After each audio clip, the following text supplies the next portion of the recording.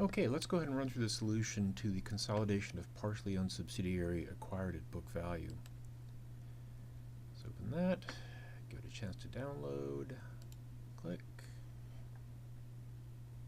Come on, there we go. Okay, so we have, as always, our random numbers here. So the first order of business, I'm going to go ahead and copy, paste as values. Okay, we have that on January 1st, 2020, Big acquired 58% of Little's voting stock for $326.54. The fair value of the non-controlling interest was $236.46. Little's book value was $563. All of Little's assets and liabilities had fair values equal to book value, and Little Company reported income and dividends based on the information in the trial balances provided. Required, prepare equity method and elimination entries for 2020 and 2021, and complete the consolidation worksheets for 2020 and 21. A template is provided for your use. The 2020 trial balance information is already presented in the 2020 worksheets. There's all that trial balance information. You will have to transfer the information from the 2021 trial balance to the worksheet. Okay, so here we have all of our information. Let's go ahead first and compute, income, retained earnings, all that stuff for Big and Little. So for Big, again, much easier. Just doing this on a laptop or a tablet or, God forbid, a phone would be really difficult. On a desktop, it's not that bad. I do my mouse. So plus sales minus cost of goods sold minus depreciation minus other expenses plus investment income. So that's my income for Big and Little. I transfer that down from up above. And so my ending retained earnings, beginning retained earnings, plus income minus dividends. Again, I copy that over. Then finally, ending retained earnings, I transfer down to the balance sheet. Okay, so there's my Big and Little columns completed. Let's go ahead and go through our equity method entries first. Now in 2020, initially we have our acquisition. So we'll have investment in Little for the cost. And again, much easier and quicker for me to use my mouse and point to cells for values. Also more accurate. If I tried to type in that value, I might transpose a digit or something like that. And third and finally, when you submit this work to me to look at, if you use cell references to put in the numbers, I can see where you got the numbers, and if something's wrong, I can sort of say, oh, this person made a simple mistake, not a big deal. If you just put in a number that's wrong, I don't know where it came from, don't know how you got it. In any event, so we have our acquisition, our investment income, whoops,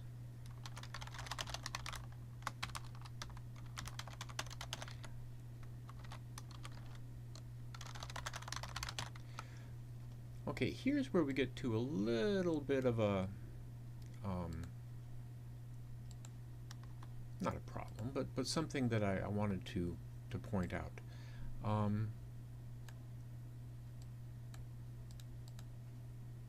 Forgive me while I diddle and twiddle with this stuff. Okay, investment income. The way I've got this written, I've got the percentage purchased as 58.00. We want 58%. So what you could do is say, okay, my investment income is going to be my proportionate ownership. To make that 0.58, I multiply it by 0.01 and multiply that by Little's net income. The alternative is, and again, what I'm concerned with when you do this is please don't move things around in the spreadsheet. If you want to add stuff, in vacant cells, that's fine. So what you could do is say, look, it's going to take me, it's too irritating to type, this cell B15 times 0.01 every time. So I'm just going to go ahead and make a little cell that has 0.58 in it. So that'll make life a little bit easier. So when we receive our dividends, we're going to receive our share, 0.58, times Little's dividends. And again, that reduces our investment in little. Okay, next we have our elimination entries, and I should go ahead and take my own advice and have big, bold italics indicating that those are my equity method entries, and below that I will have my elimination entries. Okay, S. Eliminate the subsidiaries beginning of year common stock. Oops. I'm going to go ahead and use the cell references down here. I know that's going just almost going off the screen. So the value in cell J57. Beginning retained earnings. The value in cell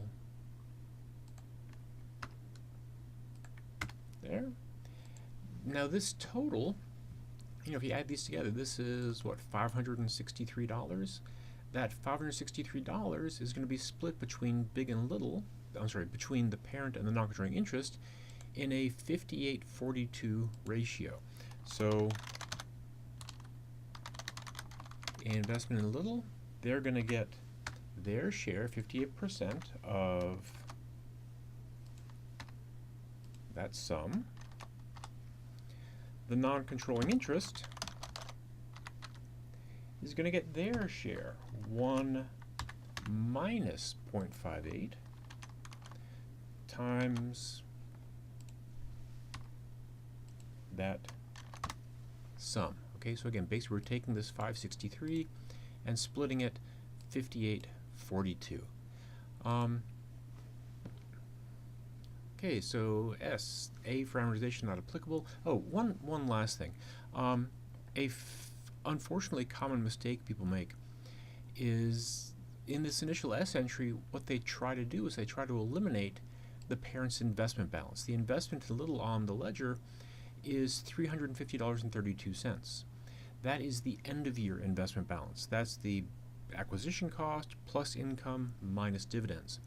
We're going to eliminate that $350.32 in 3 steps. The bulk of it in the S entry, some of it in the I entry, some of it in the D entry. In any event, our investment income, basically whatever is shown as investment income on the income statement,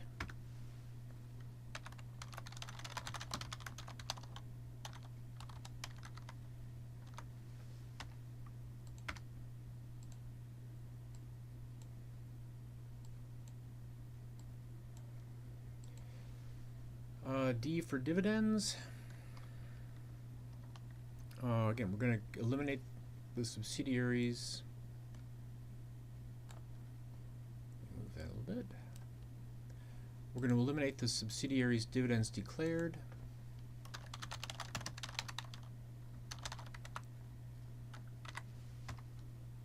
$16, and we're going to split that 58-42 between the parent's investment in little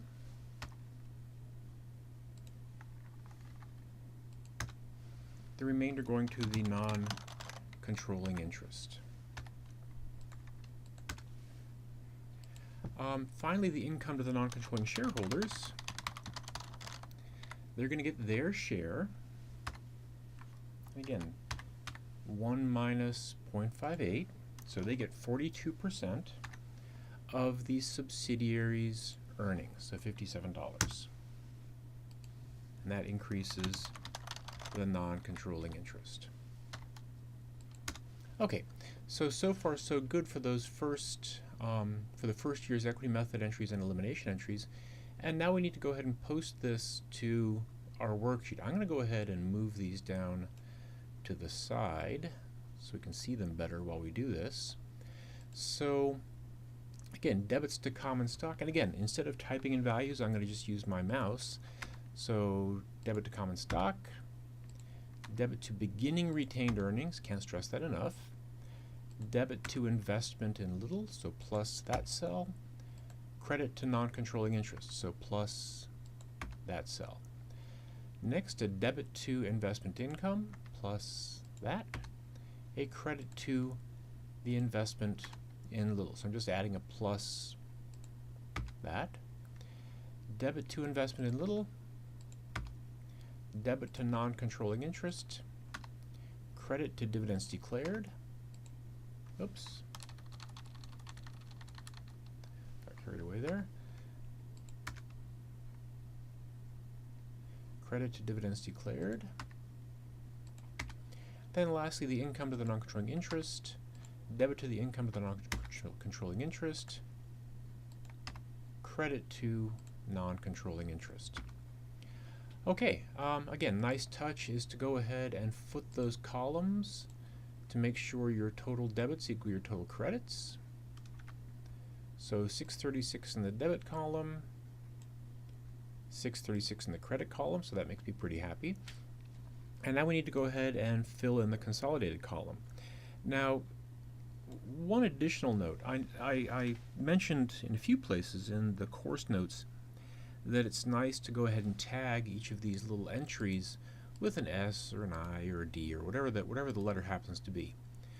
When you're doing these in a spreadsheet, that sort of interferes with utilizing the spreadsheet function. So I didn't do that here, because that way I can just very simply use my spreadsheet functions and say, look, sales is going to be that plus that.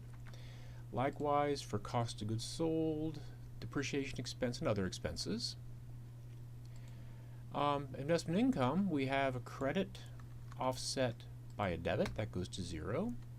Net income, I work my way down this column. So my net income plus sales minus expense, minus expense, minus expense gives me my net income, minus the income to the non-controlling interest. And so my income to the controlling interest, 116 is my total consolidated income.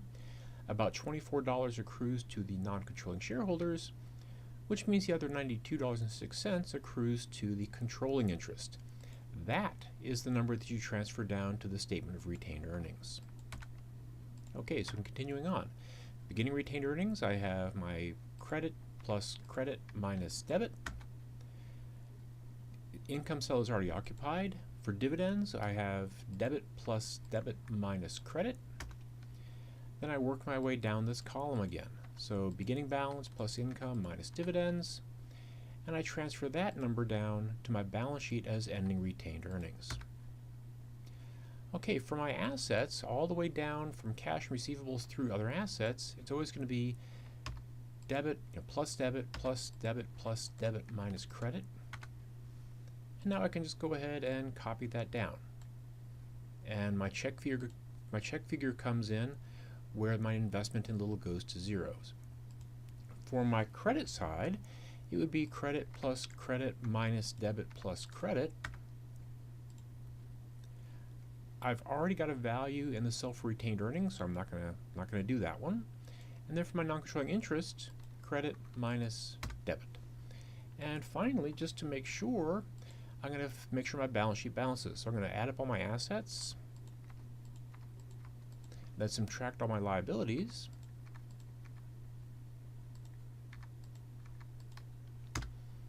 and I get zeros in that difference, so my assets equal my liabilities. Now I need to do the exact same thing for my 2021, and really all it's, I got this little extra irritating step where I've got to transfer all this data to my trial balance.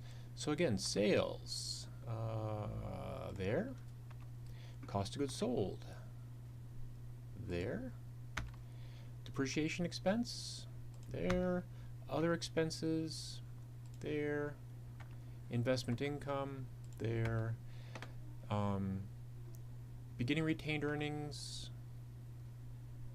there, whoops, dividends declared, there, and then going down to my balance sheet, I've got cash and receivables, inventory, investment in little, property, plant, equipment, net, other assets, current liabilities, other liabilities, common stock,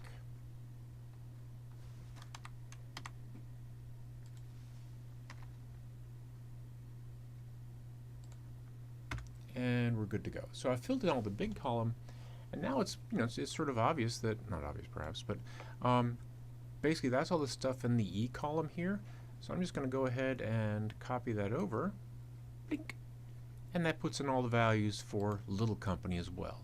And again, let's first go ahead and go through and fill in the big and little columns like we did over in 2020. So net income, sales minus cost of goods sold minus depreciation minus other expenses plus investment income. Transfer the income down to the statement of retained earnings.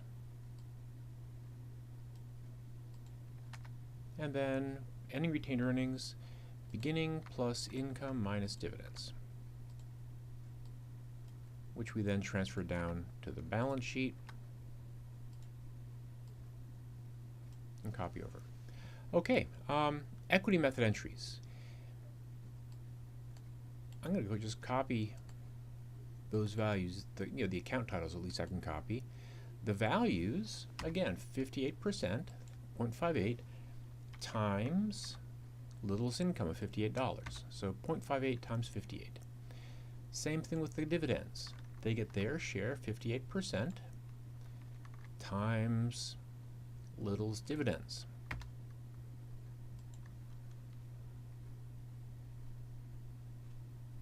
Whoops, sorry. That was our initial acquisition.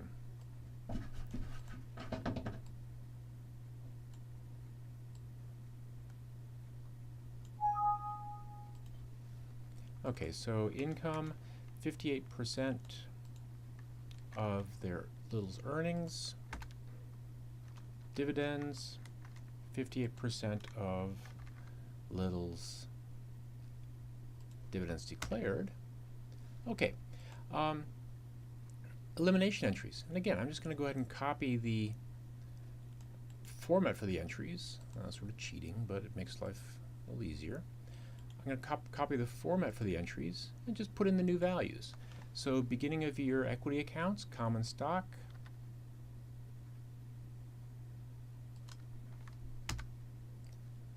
beginning of year retained earnings, and that total, I'm going to split that 58%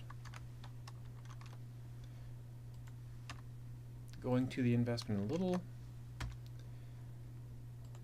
the rest of that going to the non-controlling interest. Investment income, whatever Big's investment income is, gets eliminated. Dividends, we're going to split the dividends of $19, and we're going to split that 58.42. And finally, the income to the non-controlling interest, they're going to get their share, 1 minus 0.58 of Little's reported earnings. Okay, and again, just to take my own advice here, elimination entries. So the reader, that is you or me as the case may be, knows that those are my elimination entries. Okay, I'm going to go ahead and post these to my worksheet just as I did in 2020. So debits to common stock and beginning retained earnings, credits to investment in Little, and non-controlling interest. Next, this one. I debit to investment income, so I put the cursor there, say plus that. Down in the investment column, I go up to my formula bar, put my cursor up in the formula bar, do another plus that. Debits to investment in Little and non-controlling interest, so plus that, plus that. Credit to dividends declared. And then finally, this one, a debit to the income of the non-controlling interest, a credit to the non-controlling interest. So again, I put my cursor, I put my mouse pointer down in that cell, put my cursor up in the formula bar, add plus that. Okay, now in fact, this is going to be, I'm going to not cheat, but I'm going to make full use of the functionality of Excel. Basically, all of these cells are, this plus this one is this plus this. These are all, none of these numbers I typed in by hand. These are all formulas utilizing the 4 columns to the left. So I can do the same thing. I'm just going to copy that, paste it there, and hey presto, I've got all my information right where I need it. Where this, sales is going to be the sum of big and little sales. This streamlines things a great deal. Okay, again, the main sort of stumbling blocks that people had on this, and I realize this is sort of long already, it's 21 minutes. First and foremost, when you do these elimination entries, whatever this total was, in this case 563, we split that 5842 between the investment little and non-controlling interest. Over in this one, we had a total of, what's that, $604? That $604 total on the debit side was split 5842 between the investment and the non-controlling interest. Again, the end of year investment balance of $374.94 down in the balance sheet, that $374.94, that's the sum of the beginning of year balance. So last year's end of year balance was $350.32. So this $372.94, that's the sum of last year's end of year balance, this year's beginning of year balance, plus their income minus their share of the dividends. Secondly, when you carry this stuff forward to the next year, what was ending retained earnings for the first year obviously becomes beginning retained earnings for the following year. Okay, that's it.